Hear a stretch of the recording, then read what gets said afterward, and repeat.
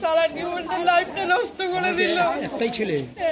গভীর রাতে প্রেমিকার বাড়িতে গিয়ে আক্রান্ত যুবক, উত্তেজনা প্রভাস নগরে। পুলিশের হস্তক্ষেপে উদ্ধার অভিযুক্ত দাদা। প্রেমের টানে মধ্যরাতে অভিসার, শেষ হলো রক্তাক্ত ঘটনায়। হাসপাতালে গুরুতর বৈদ্যরাজ। যে আজকে আমাদের ঘরের ছেলেকে যেভাবে ওরা নির্যাতন করে ওরা একটা দুটো চোখ নষ্ট করেছে, আমরা চাইছি মেয়েটাকে আমরা সেইভাবে হয় করবো না, মেয়েটাকে আমরা শাস্তি চাইছি। মেয়ের বাবা আর মেয়ের দাদাটা। আজকে আমাদের একটাই কথা হচ্ছে যে পুলিশ সেনকে আমরা যখন স্পটে ছিলাম, পুলিশ এসে বলছে যে আপনারা গিয়ে বলবেন যে এটা অ্যাক্সিডেন্ট। ওখানে মারলো, তাহলে পুলিশকে এখান থেকে ঘুষ খেয়ে নিয়েছে। তাহলে আরজি করে যে ঘটনাটা ঘটেছে, মহিলা ডাক্তার উপর যে নির্যাতন হয়েছে, তাহলে এটা কি একই জায়গায় নিয়ে আসতে চাইছে? হুগলি জেলার শ্রীরামপুর থানার প্রভাসনগর এলাকায় গভীর রাতে রোমাঞ্চের সাক্ষাৎকার নিতে গিয়ে চাঞ্চল্যকর পরিস্থিতি। 25 বছরের বৈদ্যরাজ বন্দ্যোপাধ্যায় স্থানীয় বাসিন্দা, গুরুতর জখম হয়ে এখন ভর্তি কলকাতার মেডিকেল কলেজে। চিকিৎসকদের আশঙ্কা তার ডান চোখটি হয়তো নষ্ট হয়ে যেতে পারে।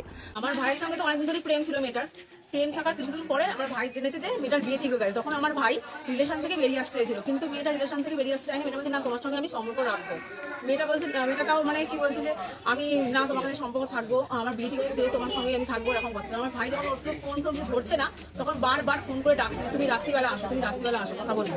এখন দীর্ঘদিন ধরে ডাকছিল। রাত্রিবেলা আসার পর রাত্রিবেলা যে এরপরে যে কালকে যে রাত্রি হয়ে গেছে, তখন ওকে ডেকেছে, ডেকে ঘরে দরজা বন্ধ করেছে। তারপর ওর মা, বাবা, দিদি না ভাই তিনজনে মিলে খুব মারধর করেছে। মেরে একদম শাবল দিয়ে চোখ পুরো তুলে নিয়েছে, শাবল দিয়ে চোখ উপরে নিয়েছে। আর এইখানে মাথায় একদম পুরো শাবলের কোপানো, হাতে ফাতে পুরো শাবল দিয়ে কুপিয়েছে।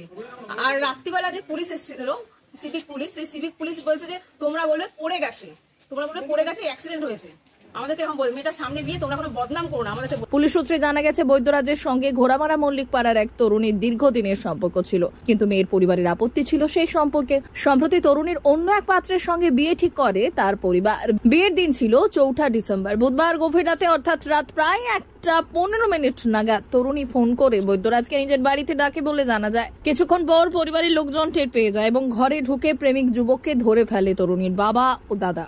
অভিযোগ, তারা দুজন মিলে বৈদ্যরাজকে বেধড়ক মারধর করে। স্থানীয়দের দাবি, যুবকের ডান চোখে গভীর ক্ষত হয়। প্রতিবেশীরা ছুটে এসে তাকে উদ্ধার করে প্রথমে স্থানীয় হাসপাতালে নিয়ে যায়, পরে তাকে স্থানান্তরিত করা হয় কলকাতা মেডিকেল কলেজে।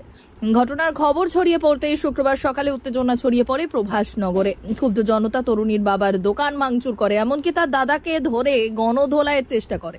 আমার দাদা ওখানে গেছিল 1:10 আমাদের কাছে আমরা ফোন পেয়েছি 3:45 সময়। যখন ওকে ফোন করেছি, ফোন সুইচ অফ। তখন আমার এই জেঠিকে আমার এই দিদিদেরকে সবাইকে ডেকে আমরা ওখানে গেছি। ওখানে গিয়ে দেখছি কাপড় নিয়ে চোখটা এরকম করে ধরে বসে আছে, দুটো সিভিক দাঁড়িয়ে আছে আর ওর মা বাবা দাঁড়িয়ে আছে। আমি যখন ওর বাবাকে, মেয়েটার বাবাকে গিয়ে বললাম যে কাকা কি এরকম বলছো, তখন মেয়েটার বাবা আমাকে বলেছে আমি এখন তোমাকেও চিনি না, তোমার বাবাকেও চিনি না। তোর বলেছে তোর বাবাকেও চিনি না, তোর তোকেও চিনি না, তোর বাবাকেও চিনি না, এই কথাটা আমাকে বলেছে। আর ওখানে স্পটে আমাকে বলেছে যে ছেলেটা ও নিজেকে নিজে এরকম মেয়েটা আঘাত করেছে, আর থানাতে গিয়ে বলেছে কি যে ও বেকায়দায় পড়ে গেছে। খবর পেয়ে শ্রীরামপুর থানার বিশাল পুলিশ বাহিনী ঘটনাস্থলে পৌঁছে এবং অভিযুক্ত দাদাকে উদ্ধার করে থানায় নিয়ে যায়। বর্তমানে এলাকায় পুলিশ মোতায়েন রয়েছে।